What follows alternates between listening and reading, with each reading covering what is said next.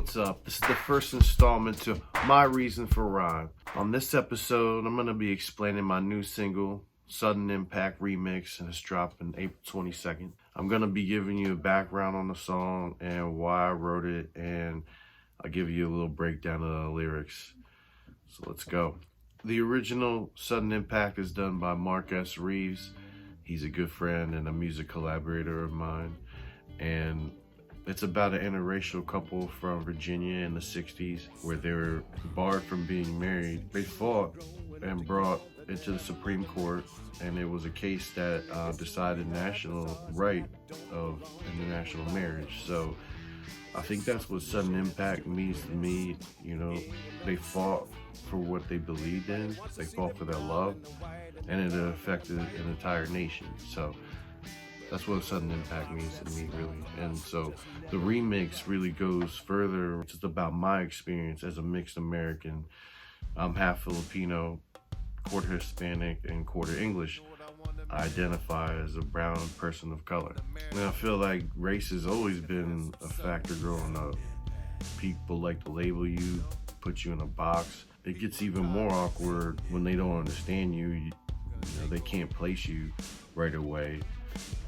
You know, they ask you what's your background or what's your ethnicity, which is cool. I'd rather you ask me and we have a conversation than automatically putting me in a group you feel comfortable putting me in. You know, and let's be real, I mean, it's not hard looking from the outside, looking in, to see the tensions between white and black people.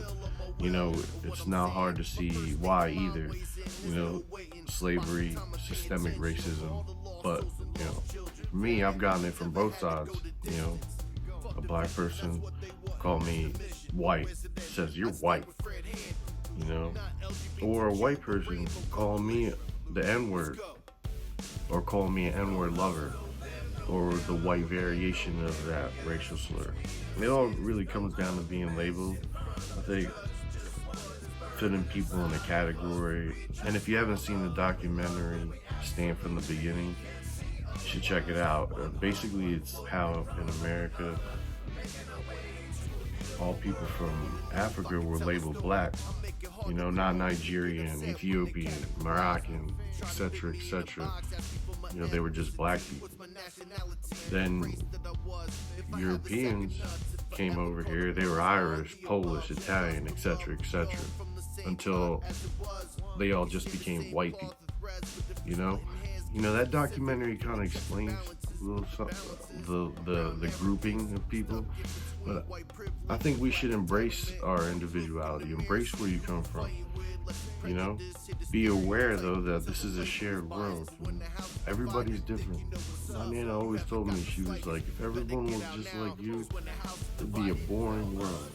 I never took that as a knock. I just understood that the world needs diversity, it needs variety, it offers perspective. And it seems that there are people against diversity. Here's a short, interesting story. I was taking a college course one time, and it was called Diversity Management.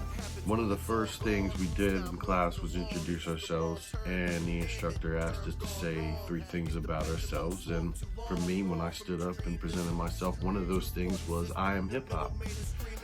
Automatically, the instructor was like, oh, that should be good for class. Like, dismissive. It was just a smug way of saying it, you know, it just felt uncomfortable. But, you know, the next few weeks go by, maybe not even that long, maybe the next week or a couple of weeks. This time it was examples of nonverbals. She comes to me and I say, I know sometimes the military uses nonverbals. And the girl behind me is like kind of flabbergasted. She says, what? Like, what? And I'm like, man, these people are just so close-minded. They don't even want to hear anything I have to say. You know, their teacher agreed and moved on, but there's a salute, not a nonverbal. That's the most common nonverbal I've ever seen in the military. Also in the field, if they need to communicate, you know, they use hand signals as far as I remember. I think that's an example of not accepting diversity, having a closed mind can shut you out from knowledge that you didn't know was right there. Somebody could have offered you that knowledge. But, I think it definitely gets deeper. I think it gets political. It's not just black and white. It's left and right, And I feel like it's starting to get extreme. This side goes this way, this side retaliates and goes even further. And the tension is crazy. I've had people literally walk up to my group and actually say, can't trust a Democrat. Or I'm out somewhere with some people and they say, damn, Democrats did this or that. Like, to me, it's just like, way to keep up the division, buddy. You're just perpetuating the division. And I mean, how do you think that makes people feel? Do you feel so uncomfortable? You have to make others feel uncomfortable as well. They did it. It's their fault. All the finger pointing, it's really disgusting, man. So sudden impact to me is about when our people that think and feel like me are going to take over, because our options is not great at the top. Feels like a lot of the corporations own our country right now, but I really do think it starts at the local level, community. And I tell people all the time, you vote every day with the products you buy. You're consumers. So be mindful of who you're supporting, where you're spending your money. Be mindful of diversity, people in your community. We're all different. First verse starts with a little introduction. I'm too hard for some crews, too soft for others. A mixed American kid. I mean, mixed people will tell you they get it. Like I said, we get it from both sides. They feel like I'm not white enough for white people. I'm not black or brown enough to be down. Then I said, I grew up stuck in between colors. I'm not banging. It's racial tension that I'm claiming. So when I say banging, I'm referring to gang banging, who often identify with a certain color, who claim a set. So I'm not claiming any sets. I'm just stuck in between black and white tensions. I said, you better hate the game. You didn't want this player. It's diverse in your house. You're looking for a savior. It's kind of a twist on the saying, don't hate the player, hate the game. The next part is kind of political, but also personal. If it's too diverse in the House of Representatives or in your actual house, for someone that doesn't want diversity, they might look for someone or something that can remedy that. I say, where I'm from, the first is used against you. I'm talking about the First Amendment, freedom of speech. What you say can and will be used against you. They're using rappers' lyrics to convict them. Look at what's going on in Atlanta. One of my favorite rappers, Mac Phipps, was convicted using his lyrics. I want to say I can't let that stop me. My first state of mind weighs in. And that right there is a play on Nas's New York State of Mind. I'm from Delaware and we're the first state.